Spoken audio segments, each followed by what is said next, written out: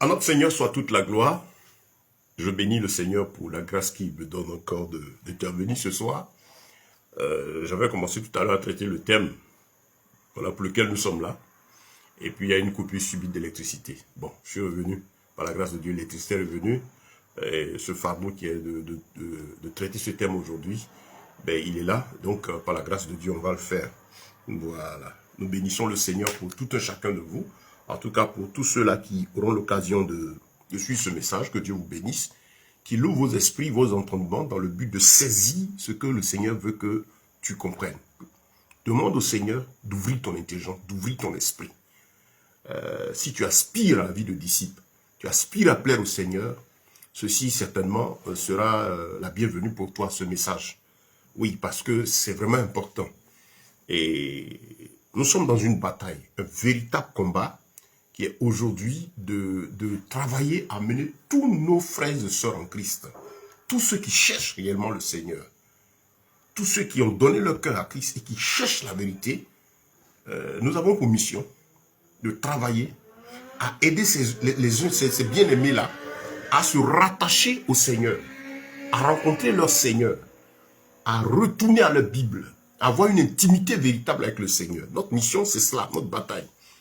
Que les cœurs des enfants de Dieu soient attachés à leur Seigneur, que les âmes retournent à Christ, que Christ soit votre focus, voilà, de telle sorte que cela puisse vous aider à marcher en nouveauté de vie, dans la justice, dans la vérité, être à l'abri de tout le grand désordre qu'on voit aujourd'hui et qui prend davantage de l'ampleur. Voilà. Et donc, c'est ça notre mission. Je suis le frère Ben. Je suis au service du Seigneur depuis un moment. Et vous savez, ce n'est pas le nombre d'années de ministère qui attestent que nous servons Dieu. C'est le fait de rester dans la vérité, de garder la foi et de chaque jour être davantage dans la sanctification. Chaque jour être davantage proche du Maître. Garder la foi, parce qu'à chaque jour suffit sa peine. C'est cela qui fait que nous sommes véritablement ses frères et ses sœurs qui plaisent au Seigneur. Donc c'est une bataille que nous menons. Chaque jour, nous devons nous affermir. Et c'est notre combat. Moi, j'ai quelque chose qui me tient à cœur. À la fin, je veux voir Christ. Je sais d'où il m'a sorti. Qu'est-ce qu'il a fait pour moi? Depuis pratiquement, c'est plus de 30 ans aujourd'hui que je le connais. Comment il est bon. Qu'est-ce qu'il a fait dans ma vie? Et je l'aime, je veux le voir. Je ne veux pas le voir seul. C'est un défi pour moi, ma femme, mes enfants, ma famille. J'ai dit, nous devons voir le Seigneur. Nous devons tous être enlevés à sa première venue. Et s'ils doivent partir avant, on doit tous se retrouver devant ce Seigneur-là. Et aussi avec nous, tous ces frères, tous ces bien-aimés qui ont accepté Christ pour la vie éternelle. En tout cas, nous nous battons et travaillons à ce que ces bien-aimés en grand nombre soient gagnés à Christ. Aider, fortifier la foi des frères. Nous sommes conscients que ce n'est pas facile. Parce que nous sommes à un temps où les gens n'aiment plus la vérité, où l'apostasie bat son plein. Aujourd'hui, le problème du chrétien, ce n'est pas le monde. Hein. C'est surtout son milieu. Le milieu de la foi. Le milieu de la vie dite chrétienne. Le milieu des croyants en Christ. Le problème, c'est notre environnement. Parce que quand nous venons à Christ, nos yeux sont ouverts. Le diable ne va pas s'attaquer à nous. On a maintenant le péché sous sa forme qu'on connaît. Voilà, au dehors. Viens, toi, Christ, allons dans l'adultère, dans l'impudicité, d'aller boire, aller se saouler. Non. Tu as accepté Christ, tu ne vas pas faire ces choses. Il va chercher à tromper maintenant celui qui a cru en travestissant la parole de Dieu, en la modifiant, faisant en sorte que celui qui n'a pas empêché de croire, celui qui n'a pas réussi à maintenir dans l'incrédulité et qui a cru, le diable est persévérant. Il va œuvrer à faire en sorte que toi qui as cru, tu sois sur le mauvais chemin. C'est pourquoi le Seigneur a dit, je suis le chemin, la vérité et la vie. Il a dit à qui? Il a dit aux pharisiens, au peuple d'Israël, c'est à eux il parlait. Et il parle à nous. Mais déjà, il faut savoir qu'en face d'eux, dans l'immédiat, dans le contexte là, il se trouvait des gens qui avaient la connaissance de la loi. Mais il dit, c'est vrai, vous cherchez la vie, mais c'est pas moi qu'on passe, c'est pas moi le chemin. Et si tu abordes ce chemin, marche maintenant dans la vérité. Alors tu auras la vie. Je suis le chemin, la vérité et la vie. Ne déplacez pas ces mots. Et il a dit encore, je suis la lumière du monde. Celui qui me suit, il ne marchera pas dans les ténèbres. Jean 8, 12. Je suis la lumière du monde. Il parle à qui? toujours à ces gens qui avaient cru dans la loi. Pour dire que si tu as cru, sache qu'il est important que tu crois conformément à la parole de Dieu. Le problème qu'on vit aujourd'hui, nous chrétiens, face à l'apostasie au Milan, ne date pas de maintenant. Israël, en son temps, l'a vécu. Quand Christ est venu, pour poursuivre l'œuvre, accomplir ce que Dieu a voulu faire en donnant tout le temps la loi, mais il a été combattu par qui? Par ses propres frères, par les Juifs eux-mêmes, qui jusqu'à présent le rejettent. Qui avaient la loi, la Torah, à laquelle ils avaient mélangé les traditions, ce qu'on appelle le judaïsme. Le judaïsme, c'est la loi que Dieu a donnée à Moïse, mélangée aux traditions. Et c'est qui a été leur problème, et qui est jusqu'à ce jour leur problème. Et donc ça existe depuis toujours. Cette situation, nous continuons de la rencontrer. Et donc frère, comprends que c'est une bataille, c'est une lutte. Nous acceptons le fait que nous allons avoir nous battre jusqu'à la fin de nos jours. Notre Seigneur nous a dit que ce ne sera pas facile. Nous allons avoir nous battre spirituellement, nous battre moralement et nous battre physiquement. Nous sommes appelés sur ces 3 fois en tant que disciples, en tant qu'enfants de Dieu, à nous battre. Le lieu où on aura le repos, c'est dans le royaume des cieux. La vie chrétienne n'est pas facile. Pas facile parce que on a à lutter contre cette chair-là, qui a des désirs contraires à la volonté de Dieu. Heureusement, l'Esprit de Dieu est là aussi. Le Seigneur dit, je vous donnerai mon esprit. Il est présent en nous par son esprit pour nous aider à ne pas faire la volonté de cette chair et à résister au péché, aux pressions du monde. Qui parle de péché, pression de notre chair, parle du diable qui est derrière, qui vient toutes ces séductions et ces malices. Mais lorsque vous êtes attaché au Seigneur, vous êtes à l'abri de toutes ces choses. Les temps sont graves, bien-aimés. Les temps sont vraiment graves. Quand on suit tout ce qui se passe, c'est grave. Et je dis aux frères que on doit se réveiller.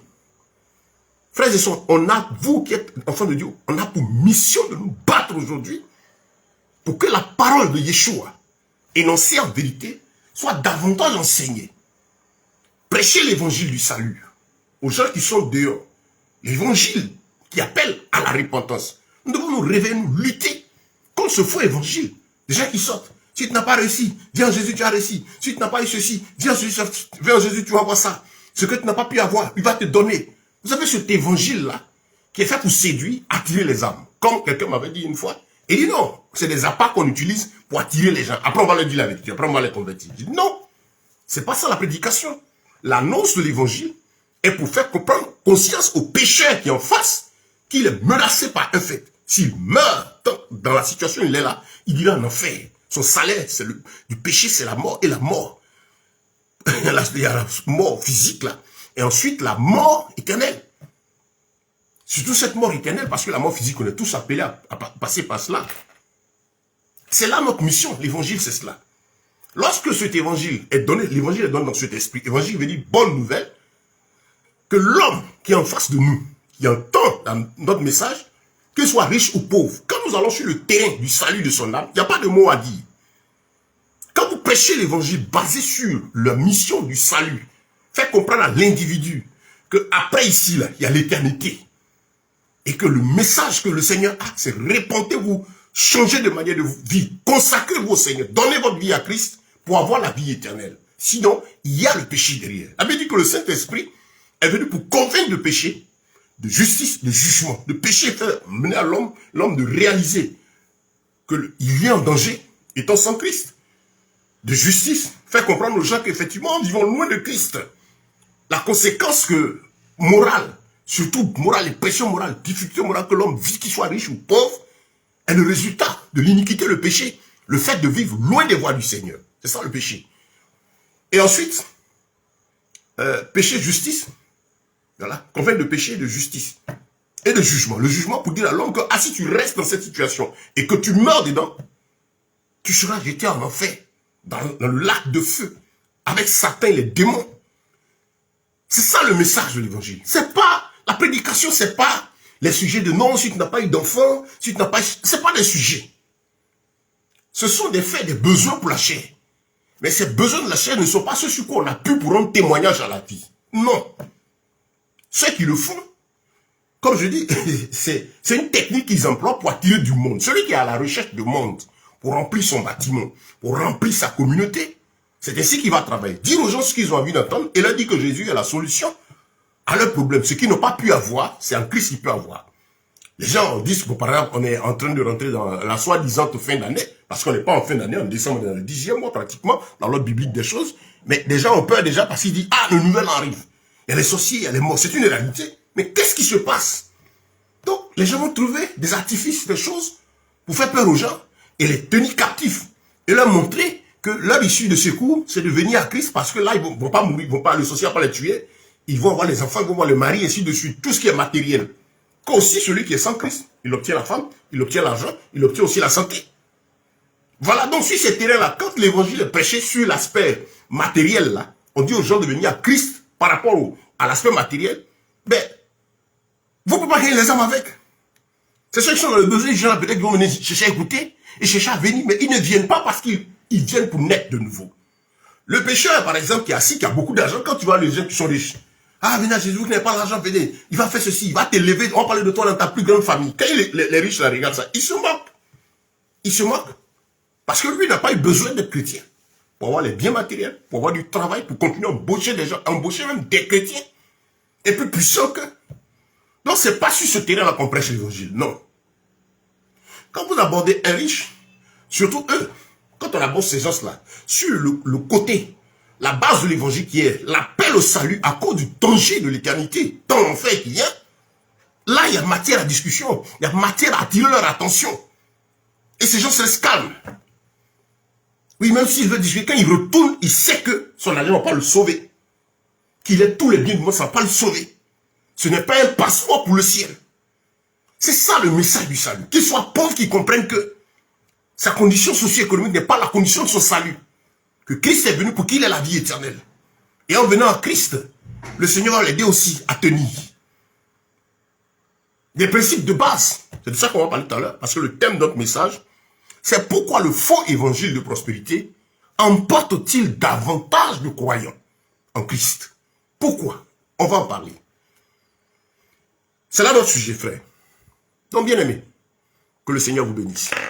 Que le Seigneur vous fortifie. Et je demande aux uns de tomber sur un message, diffusez-les. Vous avez l'occasion d'aller sur... J'ai mon compte YouTube, voilà, sur lequel je le mets déjà dans le commentaire. Voilà. Vous cliquez sur le lien, vous allez sur le compte YouTube, faites-vous abonner. Pour bénéficier de tous les messages qui sont dessus. Ils sont gratuits. Si vous écoutez, vous pensez que ça vous édifie, partagez-les surtout. Nous avons pour mission de partager ces enseignements. Parce que c'est clair, tout ce qui se passe, toutes les déviations auxquelles on assiste, c'est dû à quoi? C'est dû au manque de connaissances. Il n'y a pas une autre raison. Le diable travaille sur le terrain du savoir, de la connaissance. C'est important pour lui que l'homme soit dans le faux. Le monde mystique, c'est cela. C'est important pour eux que les masses, ils contrôlent leur intelligence. Le savoir est la base de la vie. Qu'est-ce que tu sais? Qu'est-ce que tu connais? Est-ce que ce que tu sais est vrai? Nous avons la Bible qui est la parole de Yeshua. Donc, c'est dedans que se trouve la vérité. Mais si tu n'as pas de relation personnelle avec la Bible, tu vas être en danger par celui qui dit, il vient te donner les paroles de la Bible. Et tout ce qu'il va te dire, comme toi, tu n'as pas de moyen de vérification, tu n'as pas d'approche personnelle de la parole, tu n'as pas d'intimité avec le maître, tu seras en danger. Comme un homme qui dit, je vais marier une femme, et qui n'a pas d'intimité avec elle. Ils sont en couple, mais ils ne sont pas proches, ils ne sont pas intimes. Donc ses oreilles sont dressées à ce que ses amis vont dire, ses connaissances vont dire. Et donc, comme il n'a pas d'intimité avec son épouse, il croira à tout ce qu'il y a au dehors.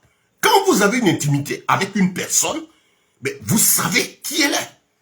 Et Christ parle de sa relation avec nous en se basant sur l'image du couple. La Bible dit, il est notre époux et nous sommes l'épouse. Mais si toi, tu ne connais pas ton époux, tu as problème, bien-aimé.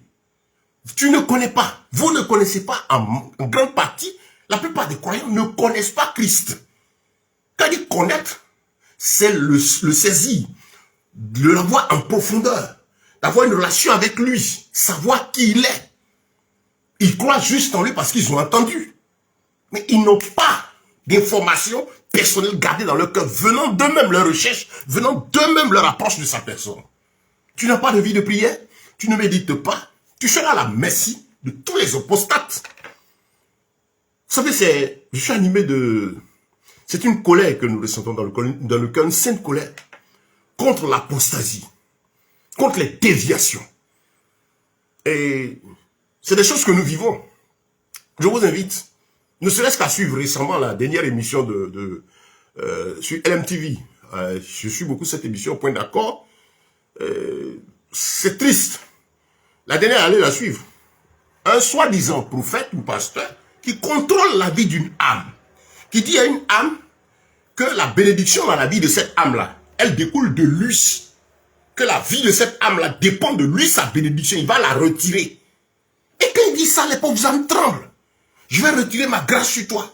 Je vais retirer ceci, comme si ce sont eux qui ont accompli l'œuvre du salut à la croix. Mais vous attendez ces gens-là, c'est des plaisantins. Et dans les cas où quand ils font ça sa vie, c'est des mystiques.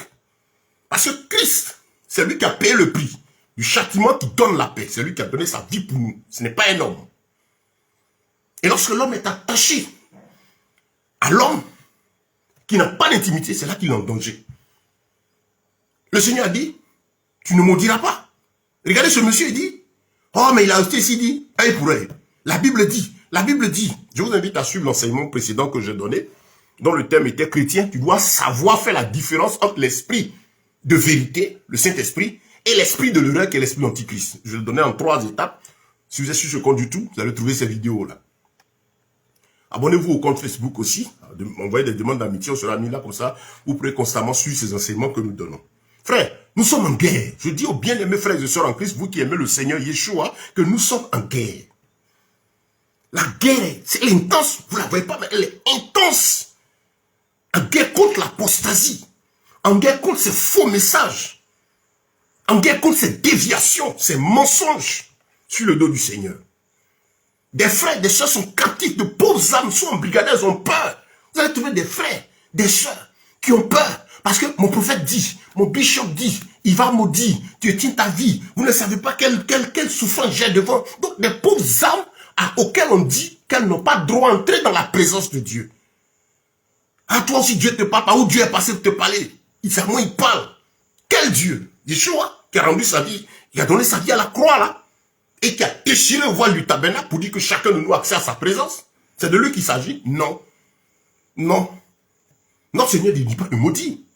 Mais ils font peur. Ils terrifient les âmes. C'est vrai. Ils tiendront captifs ceux qui sont de simples croyants. Ils vont tenir captifs beaucoup d'appelés, mais les véritables enfants de Dieu entendront la vérité, sortiront de là. Notre mission, nous savons qu'on ne va pas transformer tout le monde. Mais nous nous battons pour que les véritables fils et filles de Dieu entendent la vérité. Et ceux qui sont en Christ, quand ils entendront, même s'ils sont sous la captivité, seront libérés. Parce que le Seigneur a dit, je bâtirai mon église. Et le séjour des morts ne prévaudra point contre elle. Ces hommes ont leurs églises. Il y a l'église de Christ, qui est l'ensemble de tous ceux qui ont cru. Tout disciple, tout frère, toute sœur, se trouve quelque part dans une assemblée qui appartient à Christ, et qui est dans une assemblée qui n'est pas orientée par l'esprit, le Seigneur viendra l'éclairer. Tôt ou tard, d'une manière ou d'une autre, ce frère entendra la vérité, sortira de là. Et vous qui cherchez le Seigneur d'esprit en vérité, vous êtes en mission. Nous nous battons chaque jour pour cela. Et je vous invite à nous rejoindre dans ce combat. Sachez que le Seigneur a dit, il y a de la joie dans le ciel pour un seul pécheur qui se répand. Quelqu'un qui a donné sa vie à la fête au ciel. Et lorsque cette personne est égarée, vous voyez, qu'est-ce que ça fait au Seigneur? Il pleure. Il souffre de savoir que des gens pour lesquels il a donné sa vie sont pillés moralement, sont pillés psychologiquement. Et par conséquent, pillés physiquement, à cause de leur bien physique. Parce que tout le travail de ces apostates-là, c'est pour le côté argent. C'est tout. La vie des âmes, leur bonheur, leur paix, ça ne les intéresse pas. Comment les tenir captifs de telle sorte que ces personnes-là, ces bien-aimés, ne puissent pas s'en défaire. Frère, l'heure est grave. Réveille-toi. Tu entends ce message, partage-le. Toi-même, travaille aussi à t'attacher à la parole pour la rendre aussi autour de toi. Vous êtes les véritables serviteurs de Dieu qui tombent sur ce message. Unissons nos forces, prions. Parce qu'il faut aller libérer ces âmes. Elles sont en danger. Je vous invite, comme j'ai dit, simplement, à aller suivre l'émission Point d'accord, la toute dernière. La toute dernière du vendredi 22 novembre 2024. Et ça va vous aider à voir davantage l'ampleur du danger. C'est des choses que nous vivons. C'est pourquoi depuis tout le temps que par la grâce de Dieu nous sommes avec lui, nous nous battons toujours pour enseigner, pour aider les frères à s'attacher à l'écriture, pour être à l'abri de ces choses. En tout cas, je rends grâce à Dieu parce que tous ceux que le Seigneur nous a donné la grâce de suivre jusqu'à présent, qui s'attachent à ces enseignements du Seigneur, aujourd'hui, une intimité avec Christ. Et c'est pas possible aux gens de les distraire. Tous ces bien-aimés que je connais sont vraiment enfermés. C'est pas possible parce qu'ils ont la parole, ils ont leur relation avec le Seigneur, ils sont informés. Ils ont le ainsi dit le Seigneur. Donc si un individu se lève, il dit, Dieu m'a dit, garde leur sang-froid, ils écoutent, ils savent que ceci ou cela n'est pas de Christ. Et ils n'ont pas peur d'un homme. N'ayez pas peur d'eux, de ces faux prophètes, de ces faux enseignants qui cultivent la peur, qui cultivent la crainte de l'homme. Frère, je vais vous dire une chose. Tu n'as pas pour mission d'arranger Dieu. Tu es chrétien, ton travail, ce n'est pas d'arranger Dieu. Ton travail, c'est d'obéir à sa parole et de refuter ce qui ne vient pas de lui. Dans le livre des Corinthiens, il dit, sortez du milieu d'eux. De tout ce qui est impur, sortez de là. Parce que tu ne peux pas venir dire non. Ah, comme c'est le pasteur, il a dit, bon, on dit de respecter les oins de Dieu. On parle des vrais. Il est temps que vous connaissiez qui est Dieu, Dieu qui ne l'est pas. C'est parce que quelqu'un dit, viens, je suis pasteur, qu'il faut dire qu'il est pasteur. Tu as l'obligation, frère, de chercher à savoir s'il est véritable ou pas. C'est important. Parce que de tout temps dans l'écriture, ce n'est pas quelque chose de nouveau. Le Seigneur aussi a donné les moyens, depuis l'Ancien jusqu'au Nouveau Testament, en Israël, toujours pour savoir quel était le faux prophète, différent du vrai. Quand il a accompli l'œuvre de la croix, il a donné son esprit pour que chacun ait une intimité avec lui, afin de savoir marcher, ce que les chrétiens de Béret appliquaient. Ils écoutaient et vérifiaient, parce qu'ils étaient attachés à l'écriture. C'est cela. Le jour du salut, tu seras seul devant le trône de Dieu. Tu ne seras même pas avec ton conjoint pour dire avec le bishop ou l'individu qui dit qu'il est propriétaire de ton âme, que ta vie dépend de lui. Comme je disais à quelqu'un, vous allez les écouter, ils ne vous parleront jamais du salut de votre âme.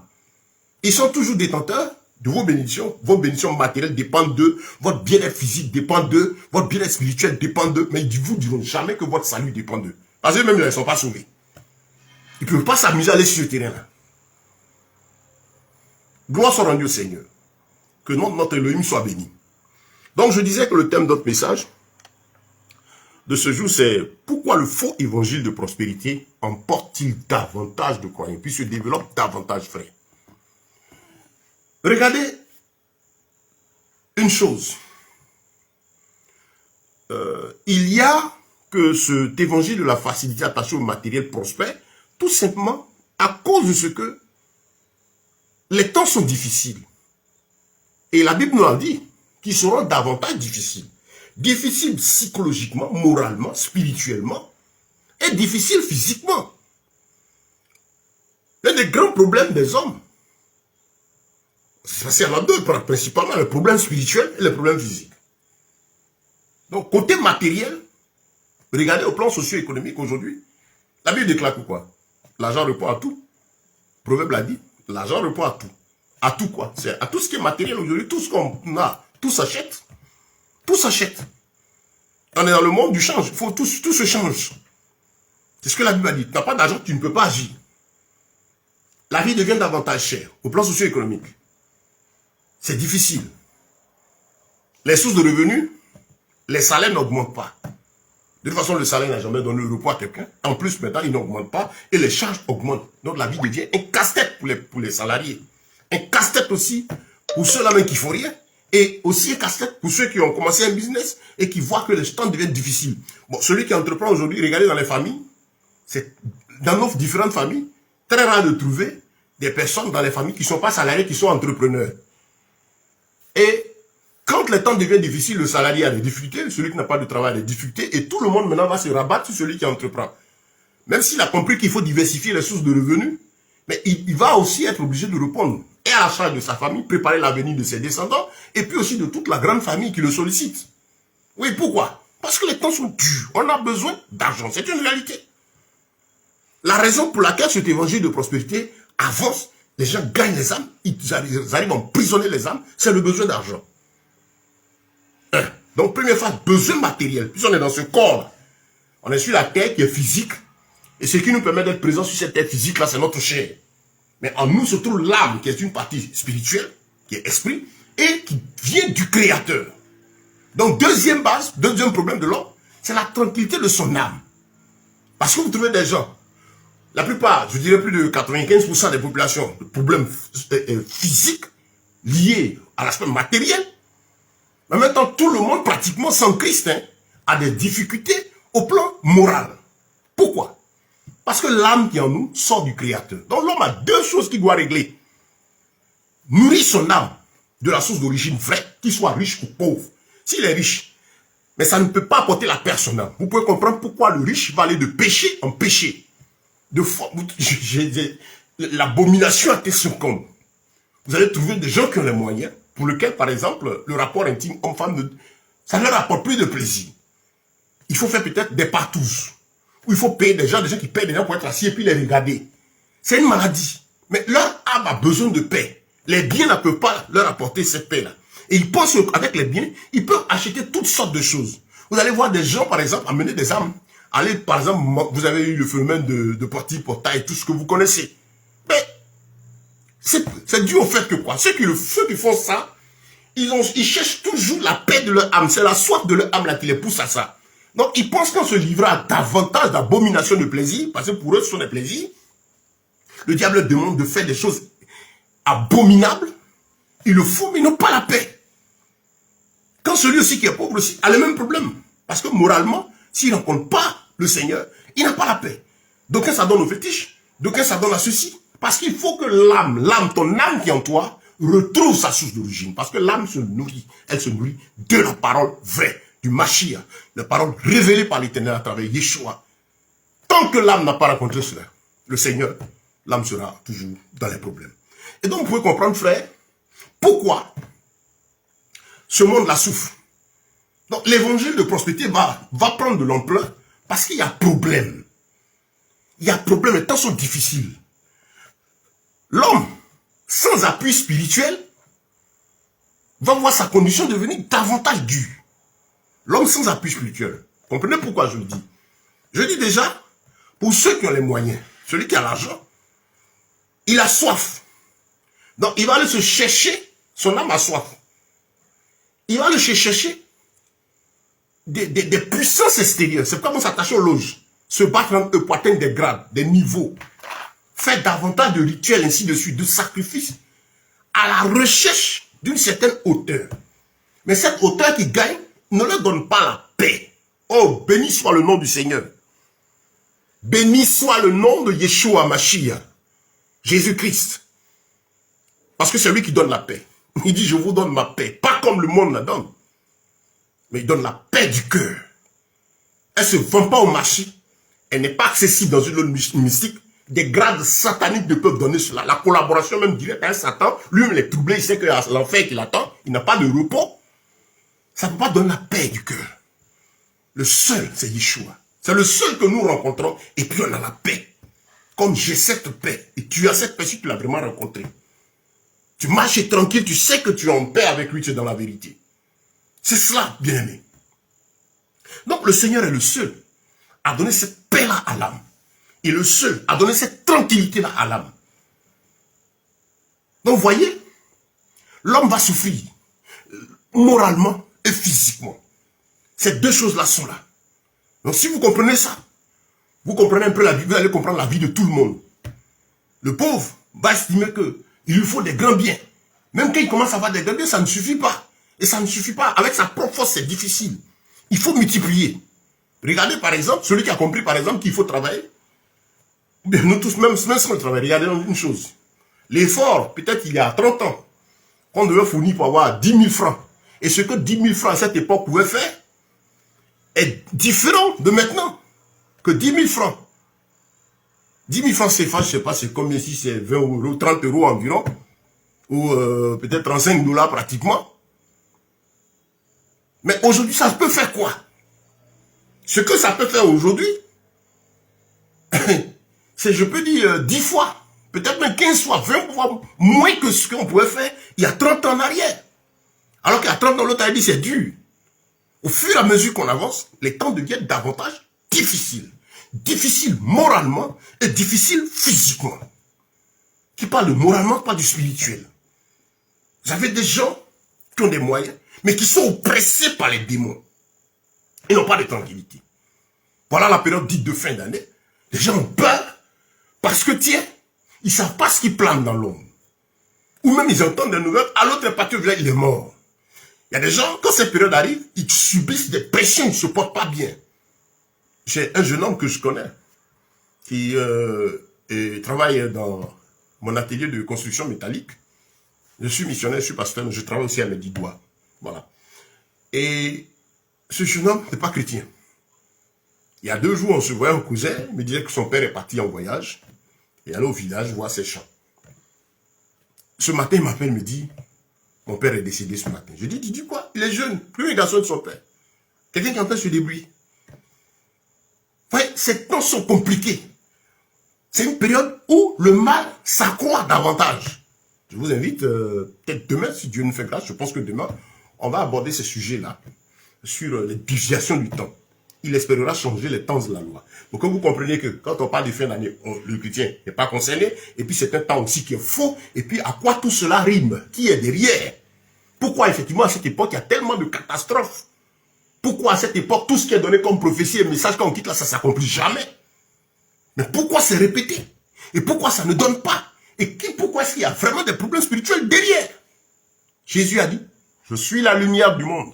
Le monde, ça dit tout ce qui est derrière là, tout ce que vous voyez là, a un aspect spirituel qui est ténébreux, ça dit caché. Satan voile l'intelligence des gens par rapport à tout cela. Et si tu es avec lui, Yeshua, tu peux comprendre en fait ce qui est caché derrière. Frère, non, les temps sont compliqués, vraiment difficiles. Et ces difficultés, qu'elles soient au plan physique, au plan spirituel, amènent l'homme aujourd'hui, et depuis toujours d'ailleurs, à chercher la solution. Les pécheurs, quand on dit pécheurs, nous étions autrefois sans Christ. Le péché, c'est celui péché, c'est être loin de Christ. Péché, ça veut dire être hors de sortie de la voie. C'est vivre loin de la voie de Christ. Et maintenant, il y a les actes que nous posons en tant que pécheurs. Qu'on appelle péché parce que ce sont tous ces actes-là sont dans ce groupe qui mettent l'homme loin de la voie du Seigneur. Vous comprenez? Donc, c'est des choses que nous tous avons vécues. Mais quand on a rencontré Christ, on a eu la paix. Et donc, ce monde-là, comme je disais, il ne nous offre pas de tranquillité. C'est dur, c'est difficile. Surtout quand on est sans Christ. Donc, quand vous regardez le monde, les gens sont désespérés. Vous allez sortir. Il est pratiquement 23 heures au moment où je vous parle. Mais vous allez sortir, vous allez trouver des gens qui sont, c'est leur heure. Le gars, il faut qu'il aille dans un bar, aller boire. Il va hurler de la nuit jusqu'au matin. Les gens se lèvent le matin, vous allez voir des fonctionnaires. 7 jours sur 7 en boîte. 7 jours sur 7, aller boire. Avant, je me rappelle, à plus de 30 ans derrière, les gens allaient dans les lieux de ce plaisir-là tous les week-ends, les samedis. Mais maintenant, c'est tous les jours. On va décompresser, se donner du plaisir. Et vous regardez par exemple des travailleurs, quand ils descendent, ils s'en boivent. Les lendemain matin, ils sont fatigués, leurs yeux sont rouges. Les gens ont des problèmes. Ils pensent que le bruit, tout ce qu'il y a dans le bar climatisé là-bas, c'est un paradis. Quand Satan décore les lieux là, les jeux de lumière, tout ça. C'est un monde derrière les chaises, vous rentrez dedans. Pourtant, personne n'a ce décor là dans sa propre maison. Arrivé chez lui, tu ne peux pas installer ce décor. Mais c'est les moyens, tu peux pas installer un décor, tout cet environnement de maquis dans ton salon. L'individu même qui a ça là, il n'a pas ça chez lui à la maison. Son salon peut être comme ça. Mais il y a des endroits avec tout ce dispositif là pour donner l'impression à l'homme que c'est un lieu d'évasion. On dit venez décompresser. Avec tout ce que vous savez.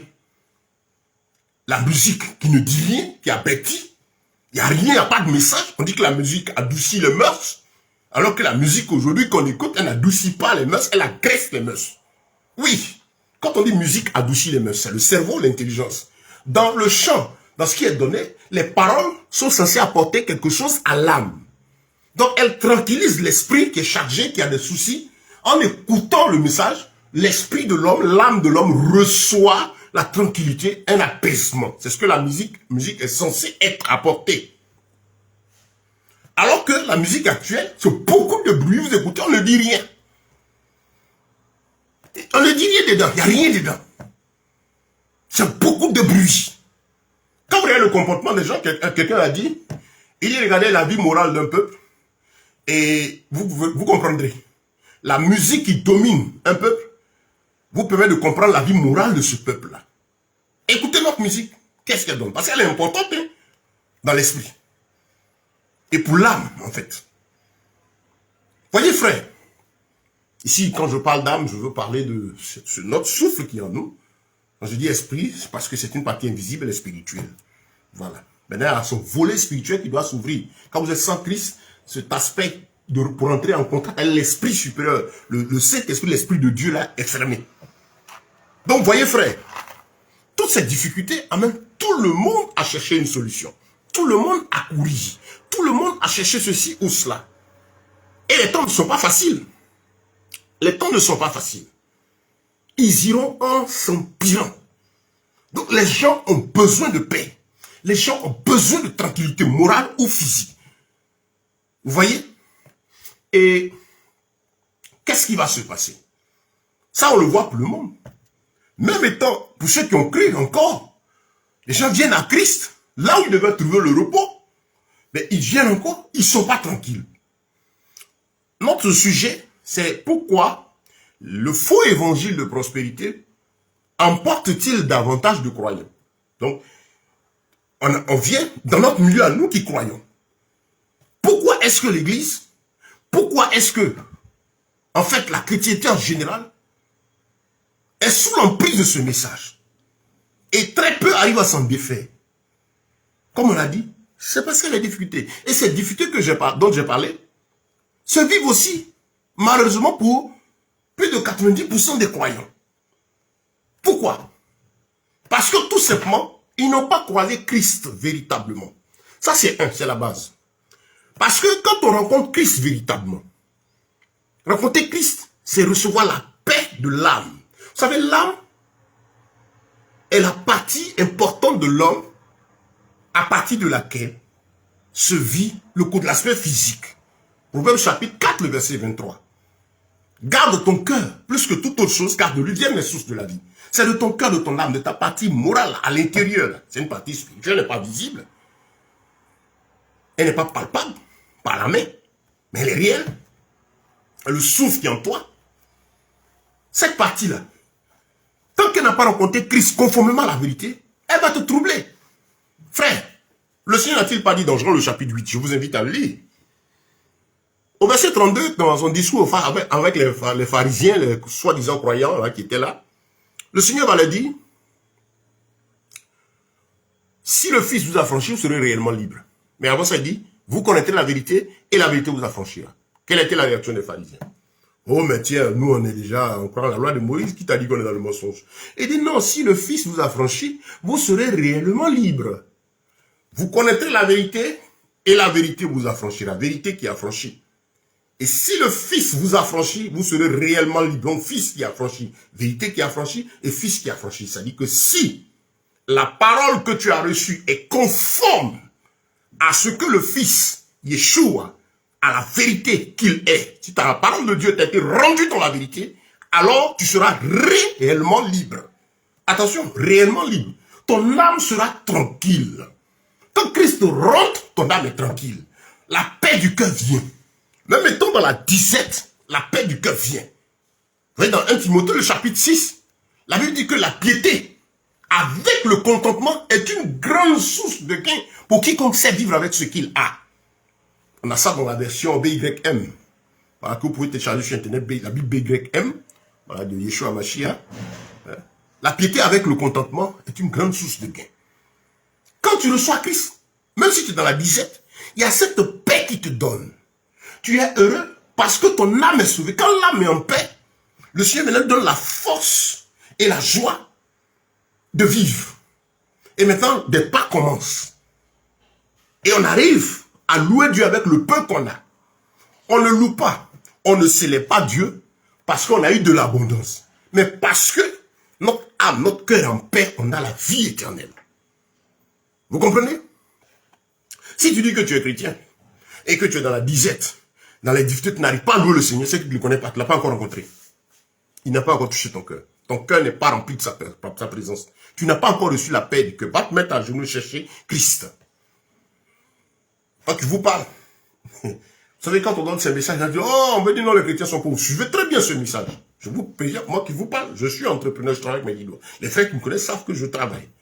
Par la grâce de Dieu, je suis dans la maison que le Seigneur m'a donné de bâtir. À travers quoi? Le fruit du travail, sa grâce, dans ce qu'il m'a donné de faire. Depuis que je connais, j'ai appris à travailler mes 10 doigts. En tant que missionnaire et serviteur de Dieu, j'ai toujours bossé avec mes 10 doigts. Mais ça ne fait que 4 ans. que Dieu m'a fait la grâce de vivre sur mon propre toit. Mais avant ça, je voulais louer maison. Je suis marié, ça fait 27 ans maintenant. J'ai des enfants qui sont là. Mais j'ai toute une histoire, tout un parcours avec le Seigneur. Vous dites quoi? Que notre Dieu éduque, il forme, il fait avancer. Mais cette joie que j'ai aujourd'hui est la même que j'avais depuis le début, quand je l'ai connu. Parce que ma joie de tous les jours, c'est d'être en paix, d'avoir l'assurance de mon salut, d'être connu de Christ, de le connaître et de marcher en vérité avec lui. Et la sphère matérielle vient me fortifier, me dire, tiens, Dieu donne les moyens pour continuer la marche et le servir. Les moyens, je les vois comme étant ce que Dieu a donné pour servir, travailler pour lui. Ce n'est pas une fin en soi, ce n'est pas une finalité. J'ai commencé le ministère, par exemple, ça fait un bon nombre d'années pratiquement, depuis l'an 97, 1997. Et ça n'a pas été facile. J'ai vu que le Seigneur m'a mené dans le désert, me former. Mais j'ai des gens avec lesquels j'ai commencé à marcher à cette époque, qui ont pris le chemin de la facilité, mais qui aujourd'hui ne sont même pas là où je me trouve. Ce n'est pas pour parler de l'aspect d'une gloire matérielle, mais pour dire quoi? Qu'ils ont préféré les raccourcis, traverser l'évangile pour vite avoir de l'argent, pour vite se bouffer. Au moins, ils se réjouissaient. Nous, on marchait tous le Seigneur. Je connais des frères qui se moquaient de moi pour dire, mais tiens,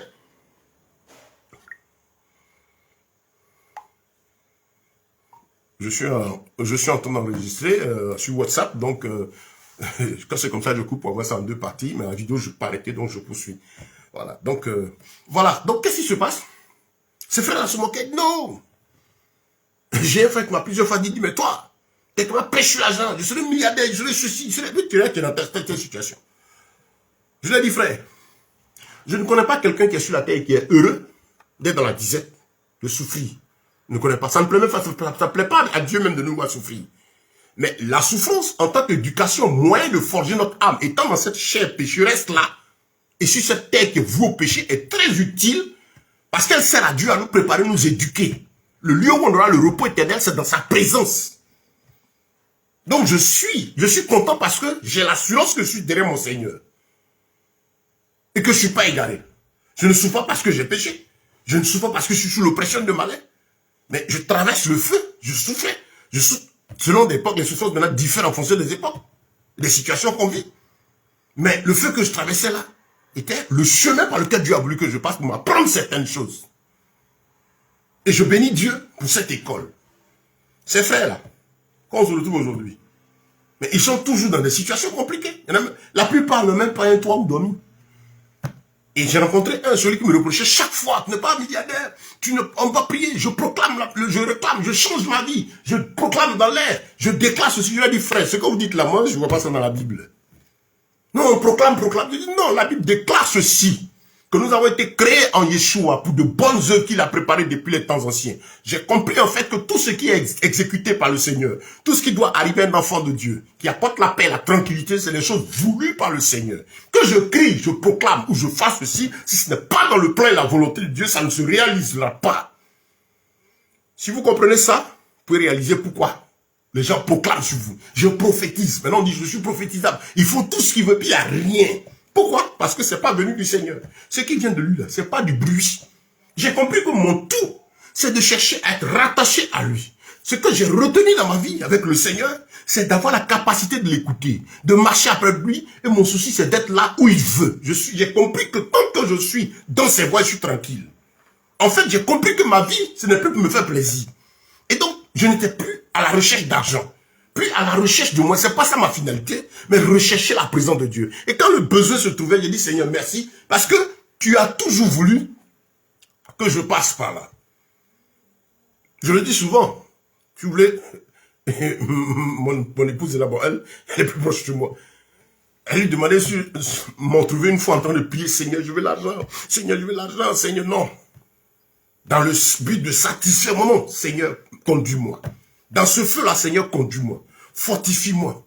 Ce que tu as fait de moi, là, fais-le. Et au fur et à mesure d'avance. Parce que c'est pas ça notre focus. Je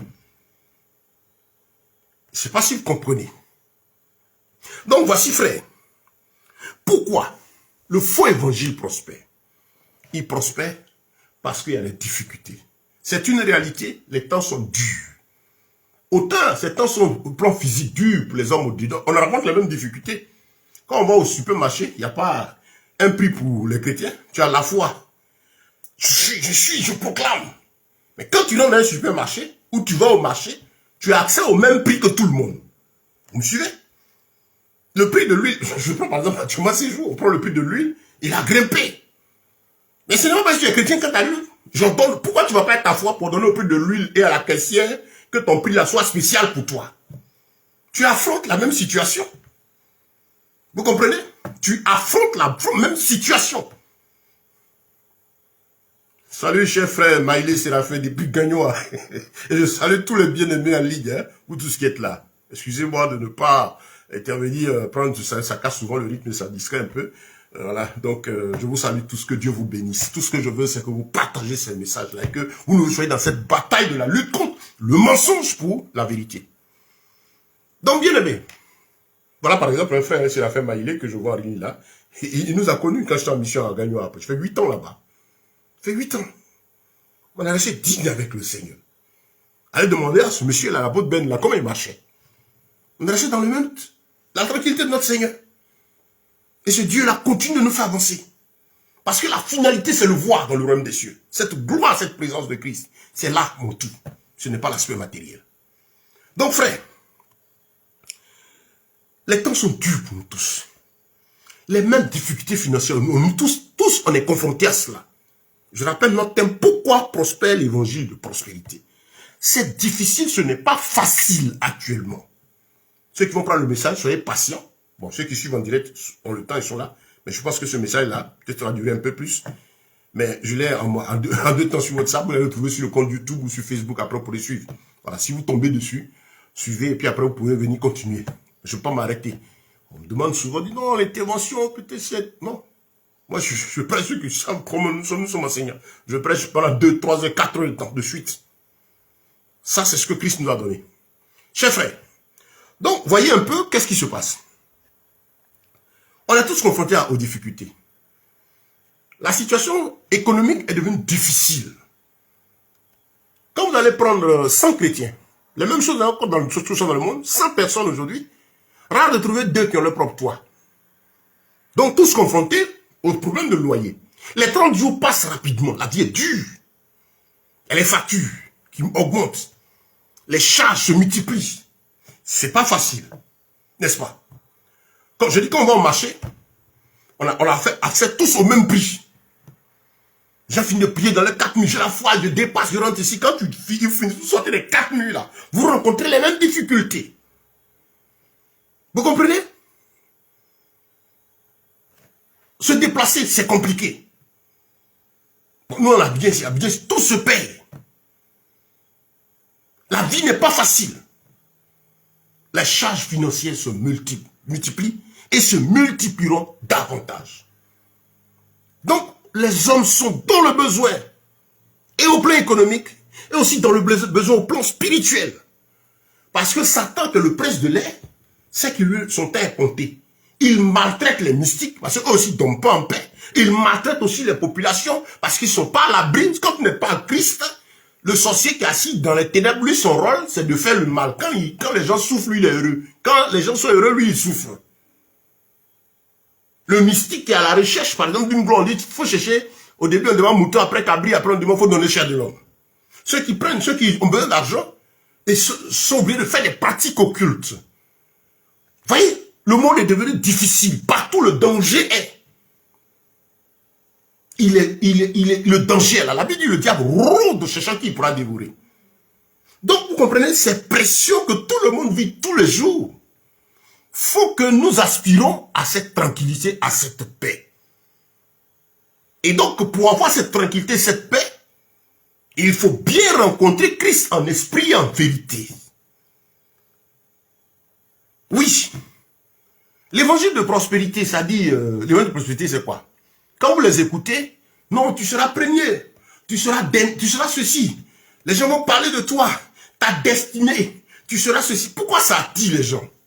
Les gens ont des problèmes, ont des difficultés, ils cherchent une solution. Et ça attire les gens qui sont aussi, surtout, attachés à la facilité. Pourquoi?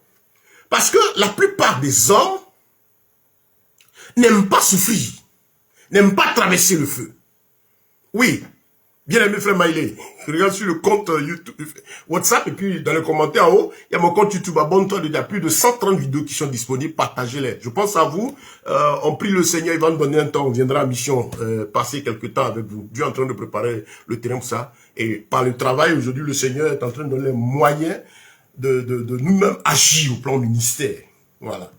En tout cas, Dieu est à l'œuvre. Que le Seigneur te bénisse, bénisse toi et ta famille, bénisse tout le monde, voilà, en ligne. Donc, voyez, frère, ce que je suis en train de dire, c'est que certains temps difficiles et compliqués pour nous tous, nous avons besoin de paix. Et donc, par conséquent, l'âme qui est en nous, en chaque être humain, est à la recherche de sa nourriture vraie. Donc, évangile de prospérité, là, il y a deux formes. Il y a l'aspect spirituel, mais ceux qui prêchent ces messages-là, évangile de prospérité, ils mettent plus l'accent sur le côté matériel. Toute leur prédication, c'est dominer, c'est posséder, c'est avoir plus de richesse, avoir en lui ta destinée.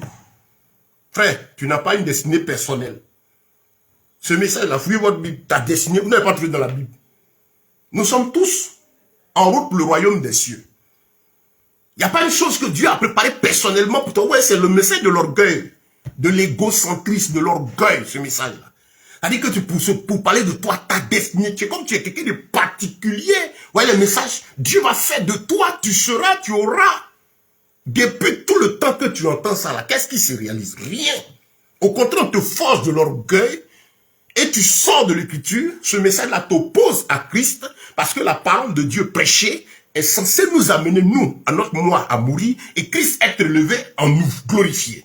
Le message de la Bible amène au plan moral à glorifier le Seigneur, à se dépouiller, ne pas se conformer au siècle présent, fuir la chair, aimer les pécheurs, prier pour ceux qui nous causent des problèmes, les bénis, bénis nos parents, bénis nos amis, prier pour eux, savoir qu'on n'a pas lutté contre la chair et le sang. Si tu es dans cette voie, si c'est ce Yeshua, ce Jésus que tu reçois, ton âme sera en paix.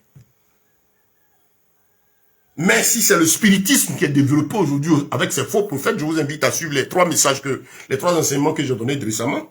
Hein, c'est chrétien qui doit connaître la différence entre l'esprit de Dieu et l'esprit de l'erreur.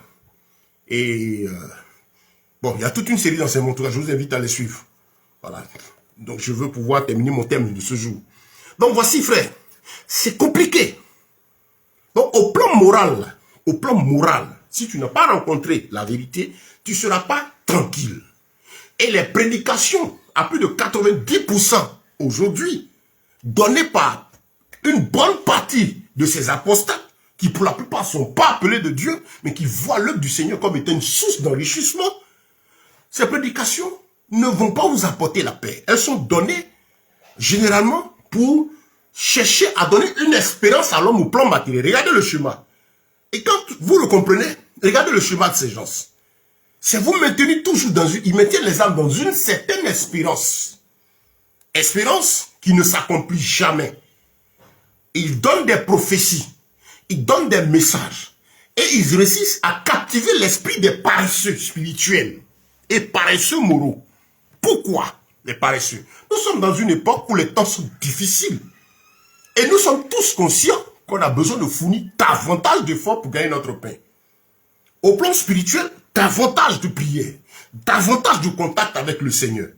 Mais celui qui ne veut pas prier, qui ne veut pas une relation personnelle, qui trouve que méditer c'est trop long, écouter un message de 1 heure, 2 heures de temps c'est long pour son âme, il est à la merci de ces faux messagers. Ce dernier a soif aussi de satisfaire son aspect moral et son aspect physique. Mais qu'est-ce qui va se passer? Comme il est paresseux, il ne veut pas avoir de contact personnel avec le Seigneur et avec sa parole, il va se faire voir. Regardez l'humanité aujourd'hui. Qu'est-ce qui se passe? Nous sommes dans une époque où les gens recherchent la facilité. L'amour de la facilité conduit aujourd'hui presque tout le monde dans la déviation, presque toute l'humanité pratiquement. Qu'est-ce qui se passe? Les gens n'aiment plus souffrir. On est au courant qu'on a besoin d'argent. Ceux qui ne sont pas convertis, ils savent que le Seigneur a dit quoi? Il était clair. C'est à la sueur de ton front que tu vas manger ton pain. On a tous besoin de notre pain. Celui qui est en emploi, qui est salarié, il ne sait pas que, surtout même que tu es chrétien ou pas, il ne sait pas que la Bible dit que c'est la sueur de ton front. Et la sueur de ton front, c'est par le travail. De quel travail Dieu parle? Il y a deux types. Le travail libéral, entrepreneurial, celui que Dieu a créé à la base, et puis le travail servile avec l'emploi qui est venu à la suite du péché.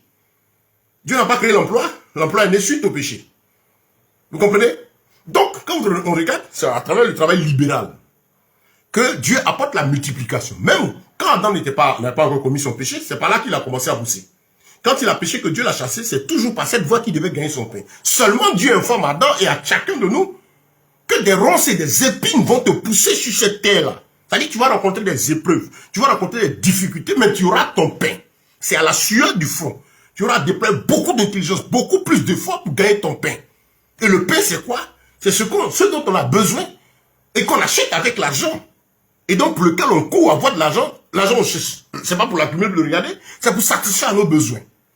Vous comprenez? Et donc, quand le Seigneur dit, c'est à la sueur de ton front, mes frères, sœurs en Christ, le Seigneur nous informe que les difficultés économiques qui sont là, se résolvent par le travail entrepreneurial. Depuis toujours, c'est à travers le travail libéral entrepreneurial que lui, Dieu a créé, que la multiplication est possible.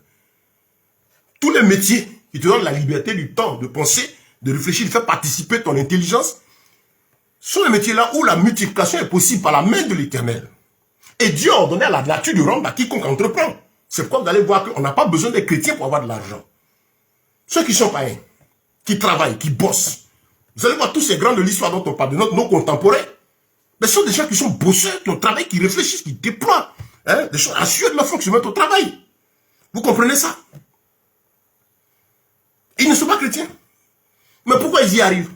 Parce que Dieu, de façon souveraine, c'est-à-dire, on n'a pas besoin d'être chrétien pour cela, a ordonné à la nature de rendre à celui qui entreprend.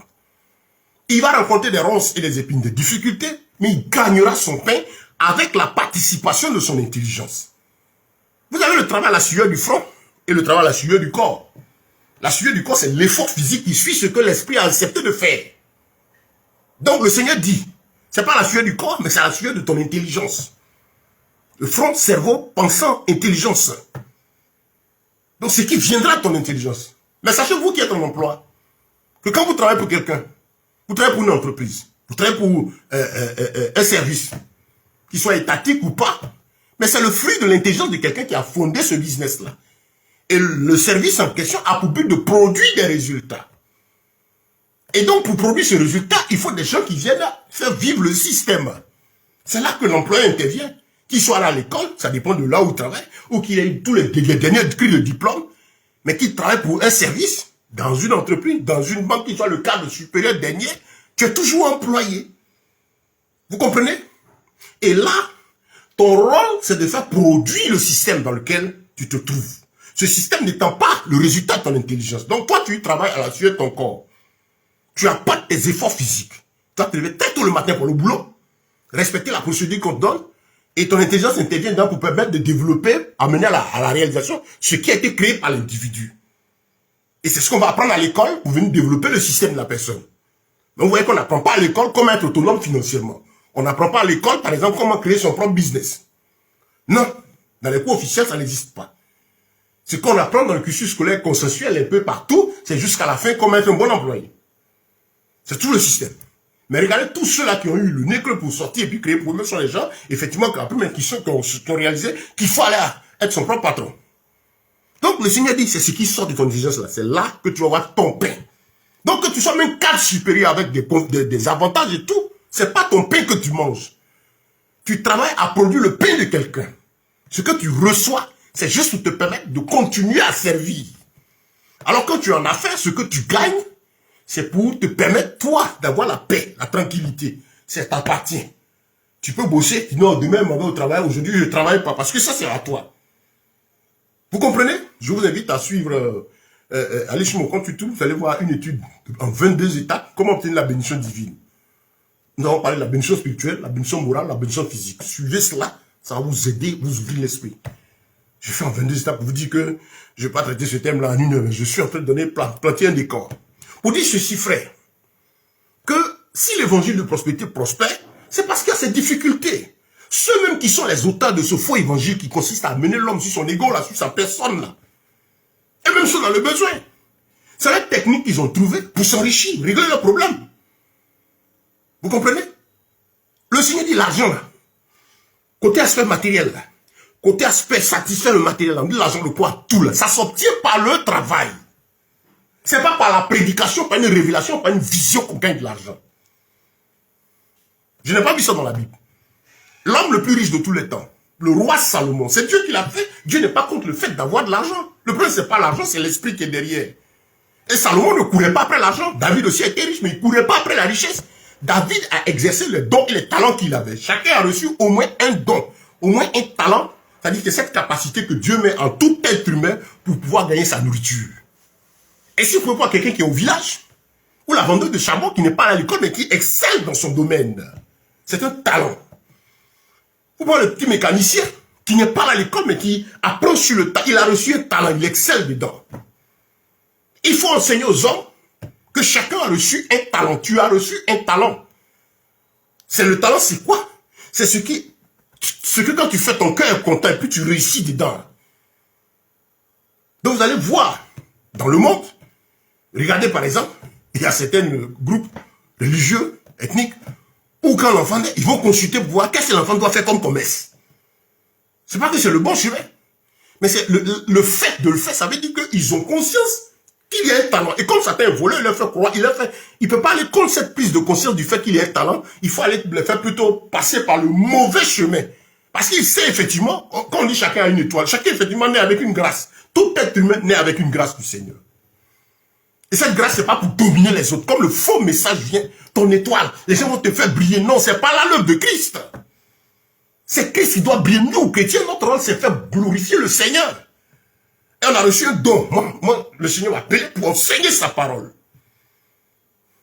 Et les moyens qu'il me donne par le travail, c'est qu'il m'a appris depuis tout le temps. Je débat, c'est pour avoir les moyens de servir Dieu. Et servir mes frères. Avoir de quoi soutenir la mission. Je n'attends pas les offrandes. Ça fait partie du service divin. Mais j'ai compris quand le Seigneur a dit, donnez-le vous-même à manger. Donc j'ai compris que ma mission, c'est enseigner et gagner des âmes et leur permettre d'avoir le pain. Et aider les gens aussi à gagner leur pain. Je travaille, je bosse, je me vertue à faire en sorte qu'on crée du travail, on crée du travail pour les frères qui n'en ont pas.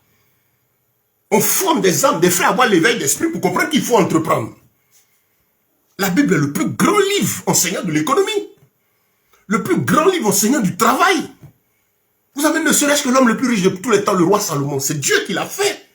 Quand Dieu lui a béni la nuit. 2 Chroniques. Je crois le chapitre 1. Et puis 1 roi. Aussi le chapitre 3. Le chapitre 3, quand le Seigneur a parlé à Salomon. Mais le lendemain, quand Dieu a dit je donne la richesse. Le lendemain, l'homme n'avait pas rempli le bâtiment. Non. Ce n'est pas les 1000 holocaustes que Salomon a fait qui ont fait que Dieu a visité Salomon. Dieu l'a visité à cause de la disposition de son cœur. Parce que Salomon avait une haute vision du Seigneur. Il poussait les choses à l'extrême. Et chacun a son extrême à lui. On sert Dieu. Tu dois servir Dieu en fonction de la foi que tu as, de l'appréciation, de la vision, de la considération que tu as pour lui. Et il agit en toi en fonction de cela aussi. Ça, en fonction de ta dévotion, voilà le mot. Tu dois servir Dieu avec une dévotion profonde. Plus cette dévotion est profonde, plus tu rentres dans la présence du Seigneur. Mais ce n'est pas les 1000 holocaustes. Parce que les gens disent, non, Salomon a tout donné, il a pris tout, il a donné, c'est pourquoi Dieu l'a visité. Donc donner tout et puis Dieu a visité. Les gens font ça, puis il n'y a rien, sans dévotion. Non, c'est l'état du cœur de Salomon qui a amené le Seigneur à visiter Salomon. Ce n'est pas la quantité de l'offrande. Ce n'est pas le fait de prendre ton salaire déposé. Mais c'est la disposition de ton cœur qui va amener Dieu à te conduire davantage. Parce qu'il sait que tu le cherches. Quand le Seigneur a visité Salomon, on a compris ce pourquoi Salomon agissait à sorte. L'acte, il a posé parce qu'il soupirait après une chose. Quand le Seigneur s'est révélé à lui, quelle a été sa réaction? Le Seigneur lui demande ce que tu veux que je donne. Salomon dit quoi? Tu as donné à mon père David de l'intelligence, la sagesse. Moi, donne-moi s'il te plaît. L'intelligence, la sagesse pour continuer ton œuvre. Elle est grande. C'était ça. C'est pourquoi Dieu l'a visité. Et le Seigneur dit, tu ne demandes ni or, ni sagesse, ni intelligence, ni la mort de tes ennemis.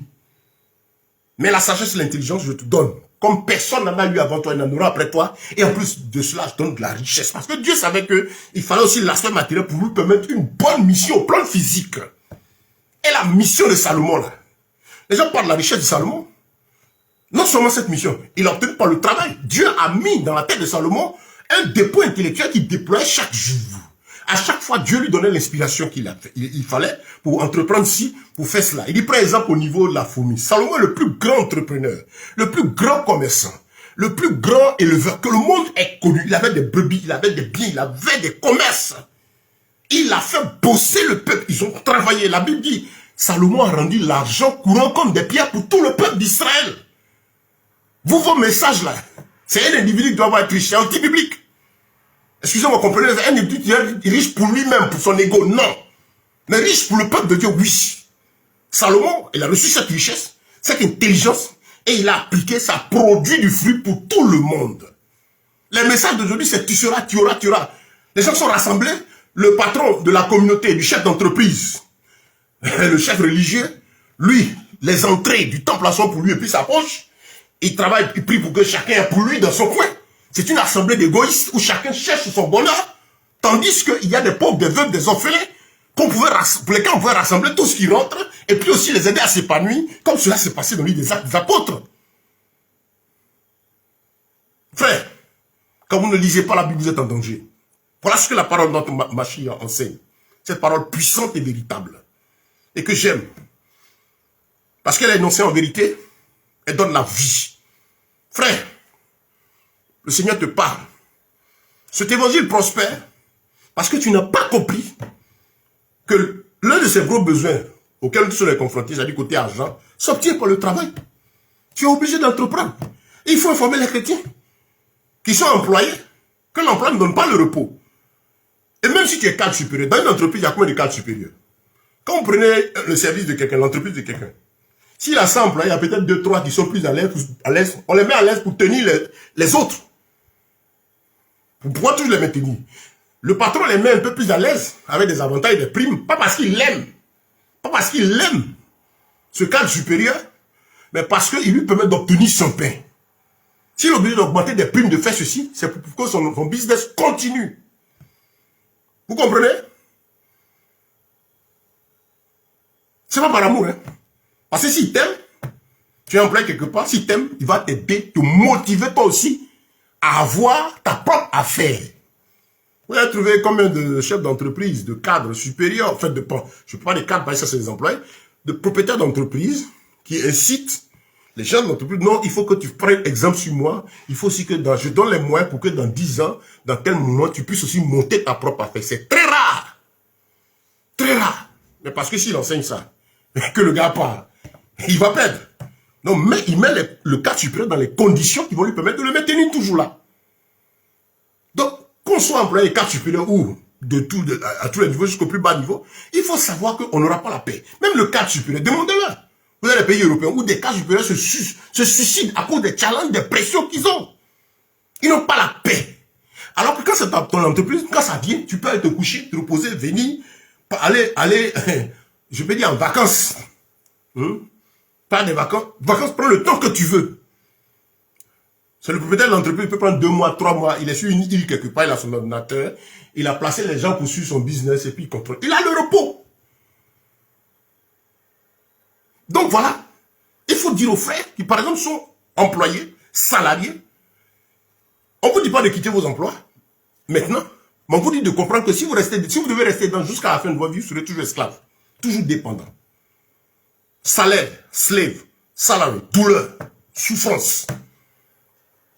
Et donc, il faut faire comprendre aux chrétiens, employés, que pendant que vous êtes, il faut commencer à réfléchir, création de son propre business quelque part. Parce que le Dieu que nous servons, lui, multiplie. Et ce n'est qu'en activité libérale que lui, il a créé, seul que la multiplication est possible. Si c'est un emploi, on ne peut pas multiplier votre salaire. On fait des ajouts, des arrangements. Mais ça ne donnera jamais la paix. Vous prenez les fonctionnaires, les enseignants, un peu partout, c'est les grèves. À des moments, vous avez des cadres sautent. Dans tous les différents secteurs, ça grève. Parce que si on réclame des primes, on réclame cela. Mais ça ne va jamais suffire. Même si l'État voulait multiplier le salaire des fonctionnaires qui sont par 2, dans quelques temps après, les besoins vont encore se multiplier. Donc, il faudrait que ces derniers, en tout cas les uns et les autres, comprennent qu'il faut entreprendre. Et là, ce n'est pas un chemin facile. Donc, celui maintenant qui comprend qu'il faut entreprendre, qu'il sache que des ronces et des épines vont pousser. C'est-à-dire qu'il va rencontrer des difficultés, il va rencontrer les réalités du terrain. L'entrepreneuriat, ce n'est pas facile. Hein. J'en sais quelque chose. Nous continuons de développer l'entrepreneuriat, mais ce n'est pas facile. C'est pour des hommes prêts à souffrir, prêts à affronter ce que vous appelez l'échec, à rencontrer les difficultés. Quand ils tombent, ils se relèvent. Parce qu'ils considèrent que la difficulté, sinon c'est que la difficulté en face est pour son éducation, lui permet d'apprendre. Le salarié, lui, quand il y a une difficulté, il dit « Oh, échec ». L'investisseur, lui, sait que c'est pour lui, c'est une école, préparée dans l'esprit. Dieu a dit les ronces et les épines vont pousser. Il y aura des difficultés qu'on ne pourra pas empêcher. Vous comprenez? Donc le chrétien doit se mettre au travail. Tu as besoin d'argent, il faut que tu te mettes au travail. Si tu es employé, salarié, c'est vrai, ça ne va jamais suffire. Apprends que tu dois commencer à entreprendre, faire quelque chose à côté.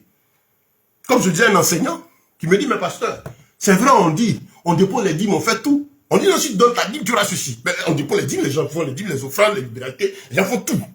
Mais les besoins sont là. Mais il faut faire comprendre déjà qu'il faut diversifier, écoutez bien, multiplier, diversifier les sources de revenus. Si je suis employé déjà, il faut que je comprenne que déjà en emploi là, je n'aurai jamais la prospérité. Il faut accepter ça. Maintenant, il faut me préparer. Comme Jacob, si tu es vraiment disciple, tu peux passer par l'emploi. Mais tu ne vas pas persévérer, terminer ta vie jusqu'à ce qu'on t'amène, on t'insulte à la fin, à 60 ans, on dit va à la retraite. J'appelle ça une injure parce qu'on te dit tu n'es plus utile. On te retire. On connaît en Afrique ici ce que c'est que le retraité. La retraite signifie souffrance, difficulté, douleur pour nos parents. Mais en Europe, c'est toute une aisance. C'est vrai qu'aujourd'hui, on a des difficultés. La retraite devait être un temps de repos. Quand on est à sa propre affaire, on ne va pas à la retraite. On se repose. On se retire. On se repose, pardon. Quand tu cherches, tu travailles pour toi-même, au fur et à mesure, à un moment, tu te reposes. Et là, tu te reposes, tu as tous les regards que tu as fait. Mais les efforts physiques sont pris à la relève par tes descendants. Voilà comment ça se fait. C'est très rare. Une entreprise, parce qu'on n'est jamais confié à quelqu'un qui n'est pas de notre descendance. Allez lire l'histoire de tous ces grands. C'est toujours des entreprises de famille. C'est très rare de prendre quelqu'un d'extérieur et puis on veut lui confier une entreprise que quelqu'un a bâtie. Généralement, l'héritage est familial. C'est comme le travail. Si j'ai bâti une entreprise, l'héritage est familial. Ça a toujours été comme ça. Donc, il faut apprendre ça. Frère, je n'ai pas assez de temps pour développer ce thème ce soir. Mais on prend déjà ce décor. J'espère pouvoir revenir demain soir. Je pense qu'il y a encore quelque chose à ajouter. Mais l'enseignement était déjà donné assez largement. Hein. Allez sur le compte YouTube ou écrivez-moi sur WhatsApp. Vous allez voir le thème. Comment obtenir les bénédictions divines. C'est jusqu'en 22 parties. Prenez le temps tranquillement, étudier. Étudier. À la lumière de la Bible, étudier. Prier, étudier. Ça va vous faire du bien. Parce que c'est par le travail, l'activité libérale, que nous gagnerons notre pain. Et l'Église devait enseigner cela. Parce que la Bible nous l'enseigne. L'apôtre Paul, tel faisait du temple, c'est dit qu'il doit faire quelque chose. Notre Seigneur, le Mashiach, lui-même faisait le temple. Paul aussi. Jésus était charpentier. Et Pierre pécheur. Paul a dit même, c'est dit, doit travailler pour pouvoir subvenir à ses besoins, aux besoins de ceux qui l'entourent. Avec l'arrivée des libertés, des services, des biens qui venaient que les frères apportaient pour la vie commune. Ça rentrait, on partageait pour le bonheur de tous. C'est ça là que Dieu bénit. L'une des raisons pour lesquelles l'Église aussi est pauvre, c'est que c'est lié à l'égoïsme.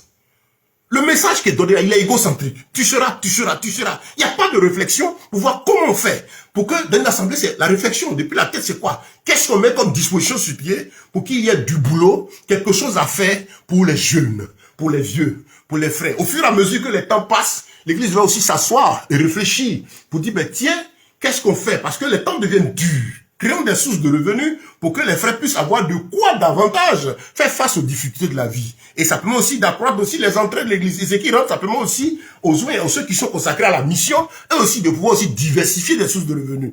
Que les pasteurs se lèvent et réfléchissent, entreprennent pour eux-mêmes, pour leurs descendants, pour leur famille. Je demande à mes amis pasteurs, quand le pasteur aujourd'hui, le pasteur d'une assemblée, quand il va, est-ce que sa famille est prise en charge? Non. Il n'y a pas une prise en charge de la famille du pasteur. Le pasteur a des besoins. Souvent, les frères sont coincés dans le ministère. Pourquoi? Parce qu'ils ont des besoins. Et ceux qui viennent de l'assemblée ne répondent pas. Et il y a des besoins qui sont là. Et ce qui amène certains à être faux et puis à dévier, ou ça amène certains même qui ont peur de se libérer. Mais il y a les besoins de la famille, il y a les besoins des enfants. Si l'homme de Dieu a compris ce que le Seigneur a donné, il réfléchit déjà, il prend ses dispositions. Ça lui permet, lui, de s'épanouir, d'assurer le minimum de sa famille, et puis d'aider les frères aussi. Ça devrait être comme dans l'église biblique, où ils mettaient tout en commun, les efforts, l'intelligence et tout, de sorte qu'il n'y avait pas d'indigence. Et ça, c'est notre bataille. Il n'y avait pas de frères dans une situation où le minimum vital, il n'y avait pas. On peut traverser des difficultés. Moi, j'ai des besoins. J'ai des besoins.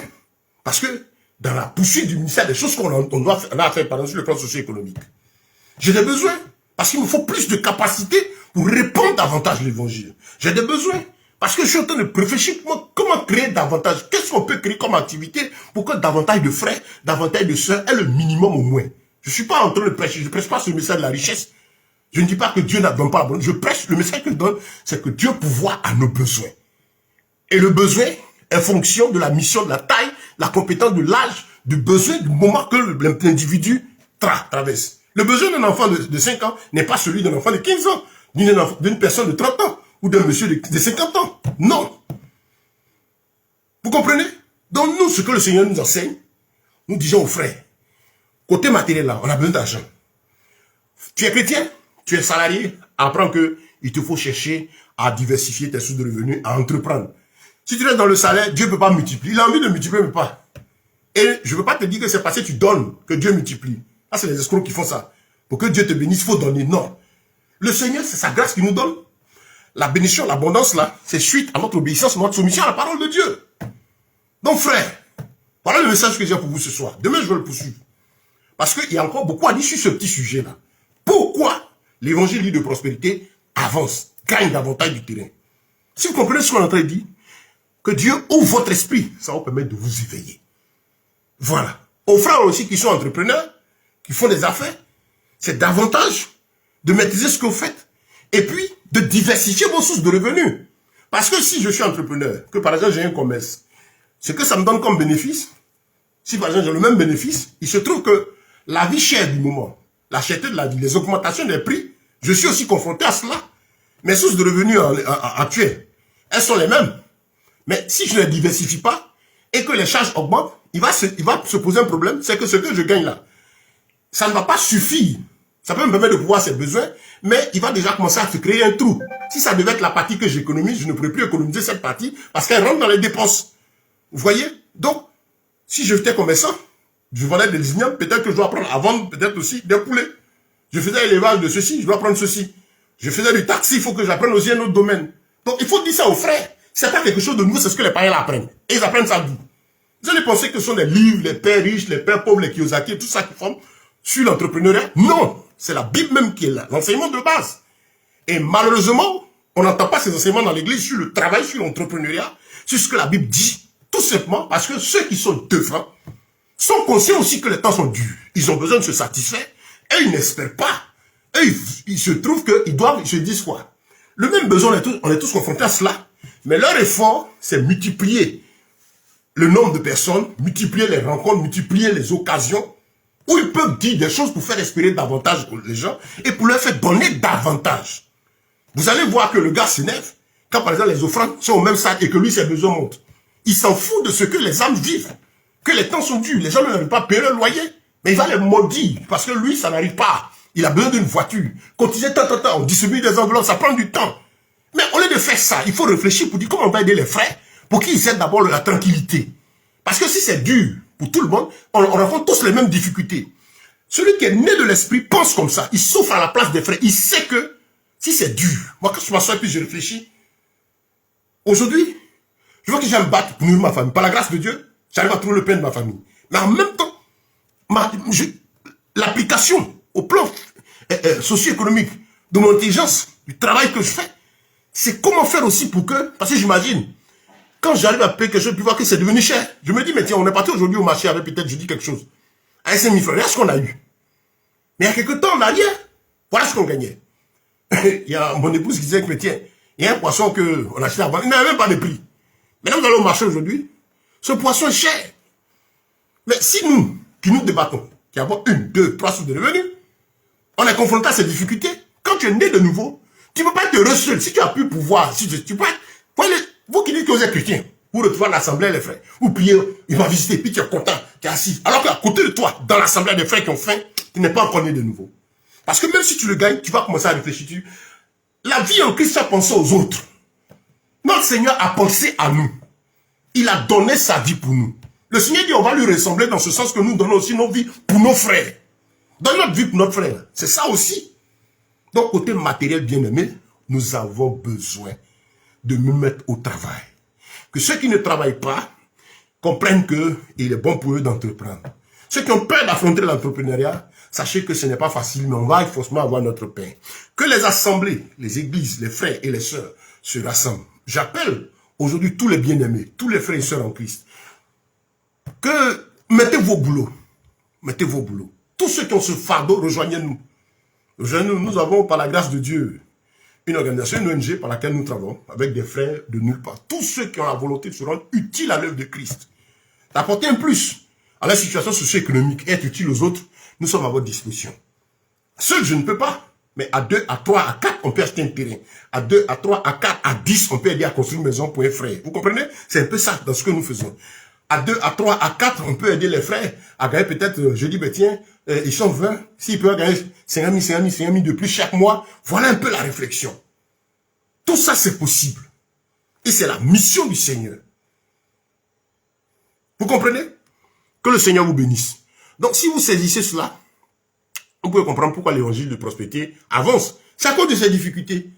Et ça avance parce que les gens sont dans le besoin. Donc, quand tu entends ça, tu vas courir. Si tu es mal à la famille, c'est pas facile. Donc, comme les gens n'aiment plus trop la souffrance, la difficulté, l'effort, ils cherchent une solution rapide. C'est ce qui fait que dans le monde, les jeunes savent que c'est dur. Ils ne veulent plus aller, d'après les jeunes, ils ne veulent plus aller bara. Ils ne veulent pas aller souffrir, travailler. Ça va prendre trop de temps. Lui, il a envie, il a 15 ans, il a envie d'avoir telle chose. Ça va prendre trop de temps. Le diable lui propose la solution rapide. Chap, chap. C'est le monde du chap, chap.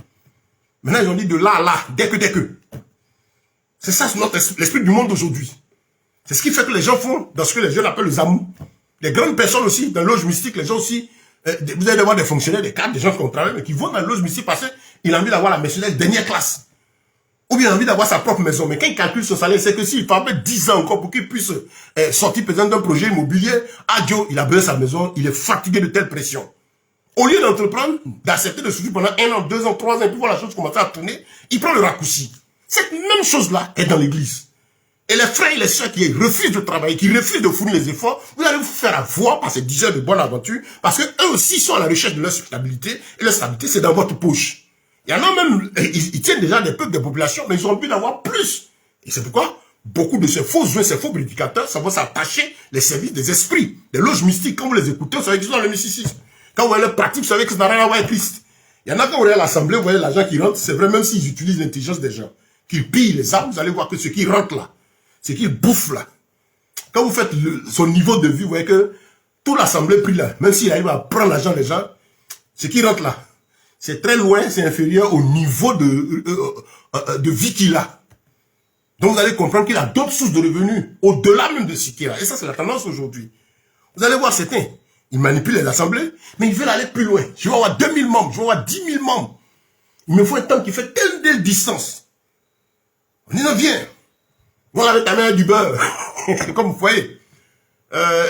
Bishop Temps est ici. Il va payer voyage pour aller voir un tel. Ayez peur de ces gens-là. Se déplacent pour aller chercher une onction. Qui ont leurs photos qui dépendent d'un mentor. Ayez peur. Ayez peur. Ils vous informent qu'ils ne sont pas simples. Frère, le Seigneur nous a bénis. À la sueur du front, comme Jacob, il a été pendant 20 ans, pour un même moment, il fallait qu'il soit libre. Il a compris ça. Tu es chrétien, c'est vrai, même si tu es cadre supérieur, comprends qu'à un moment, tu vas être libre. Il faut passer par l'activité libérale. Dieu va te bénir. Tu as l'activité libérale, frère, il faut passer par la diversification des sources de revenus. Il faut savoir que c'est pour le travail acharné. Prie, intercède et bosse. Côté matériel, on n'a pas besoin des chrétiens pour voir cela. Nous ne sommes pas en concurrence avec les païens. Ils ont plus de tranquillité pour nous, les entrepreneurs. Païens, ils travaillent dans la difficulté aussi. Mais ils sont moins tranquilles que nous autres qui sommes chrétiens, qui entreprenons, parce que nous, on a la pression du diable. Quand tu es là pour dire, je veux aussi réfléchir pour voir comment mes frères et mes soeurs en Christ, je vais les aider. Le diable te combat, c'est pas un jeu. C'est quelle épreuve, quelle attaque tous les jours on vit à cause de ce que nous réfléchissons, prions pour que Dieu ouvre les portes, nous permet les moyens de créer ceci. Pour que 1, 2, 3 fois du travail, quand un a eu quelque chose à faire, on est content. On cherche pour un deuxième. Parce que on sent les gens sont multiples. Bien aimé, je vais m'arrêter là. Demain, je pense que il y aura quelque chose à dire par rapport à ce message. Et puis je crois qu'on va enchaîner avec un autre thème. Que le Seigneur vous bénisse, que sa grâce vous soit multipliée. Je suis le frère Ben, je suis missionnaire. Et Je suis par la grâce de Dieu missionnaire. Et cette œuvre missionnaire, c'est-à-dire apostolique, c'est prêcher la parole de Dieu pour nourrir l'esprit. Donc je suis enseignant. Ceux qui me connaissent, j'enseigne, je prêche. C'est ce que je fais. Vous avez écouté. Ça vous édifie. C'est mon travail. Allez sur mon compte YouTube. Vous verrez ce que nous faisons. 2. Nourrir l'âme. Encourager les frères et les sœurs à avoir cette intimité avec Dieu et s'attacher à la parole. Avoir une relation personnelle avec le Seigneur. 3. Travailler. Comme le Seigneur a dit, donnez-leur vous-même à manger. C'est aux apôtres qu'il a dit. Donc, au plan socio-économique, le Seigneur m'a appris à travers mes 10 doigts. Et donc, nous sommes motivateurs. Travaillons à aider les frères et les sœurs à faire quelque chose de leurs 10 doigts. Si vous avez envie d'entreprendre, vous avez compris que Dieu vous bénisse. Vous avez le fardeau aussi de bonheur des autres, mais vous êtes la bienvenue. Parce que nous sommes en train, nous on réfléchit chaque jour pour voir comment ensemble on peut faire ceci, dans telle ville, dans tel endroit. C'est pas facile, on est au début de beaucoup d'actions. Dieu est fidèle. Donc voilà ce que nous faisons. Je suis missionnaire, je travaille tout le corps de Christ. Si c'est serviteur de Dieu que vous attendez, vous voulez qu'on vienne vous aider au niveau des assemblées, organiser les femmes, organiser les jeunes, voir qu'est-ce que vous pouvez faire. À partir de ce que vous avez, c'est possible. Sachez qu'avec le peu qu'on a, on peut travailler. Moi, j'ai appris à travailler ce que j'ai. Dieu m'a donné une éducation à aller à partir de ce que j'ai. De sorte que je ne suis pas endetté. J'ai appris à faire avec le peu. Et donc, c'est possible avec le peu qu'on a. Parce que la recherche de financement, aujourd'hui, quand on parle d'entrepreneuriat, des fois, on dit tout de suite, mais qui va nous financer? Non! L'entrepreneur, ce n'est pas d'abord le financement, c'est l'idée, la pensée, le fait de vouloir se battre. Et il y a la vision, mais on part avec ce qu'on a. Je vais m'arrêter là. Et le temps commence à être assez long. Je crois qu'on a près de 1h25, bientôt 1h30 d'enseignement. Si vous prenez cette vidéo, elle va certainement vous édifier. Écoutez-la, après couper, ainsi de suite. Sur le WhatsApp, je crois que c'est divisé en 2. C'est plus simple. Que le Seigneur vous bénisse. Voilà. Je mets là mon numéro WhatsApp. Voilà, pour que ceux qui le veulent, vous m'écrivez. Nous allons ensemble continuer de partager la parole de Dieu et nous battre pour aider nos frères. Nous avons une mission, chers bien-aimés. Voilà. C'est ramener le cœur des frères à la parole de Dieu et aider nos bien-aimés à entreprendre. C'est notre bataille. Que le monde autour voit que l'Église travaille. Moi, j'ai mal quand les gens se moquent de l'Église. Disons, on est chrétien parce qu'on est paresseux, on est chrétien parce qu'on n'a rien à faire, on est ceci, on est cela. Je bénis le Seigneur, je rencontre des frères. Il y a beaucoup de personnes qui entreprennent quand on se rencontre. Je n'ai pas le même niveau socio-économique. J'ai le peu que Dieu me donne. Mais ils savent qu'ils ont affaire à un frère qui est entrepreneur, qui fait quelque chose avec ses guides. Et il y a du respect. Même s'ils sont dans leur abondance, il y a du respect.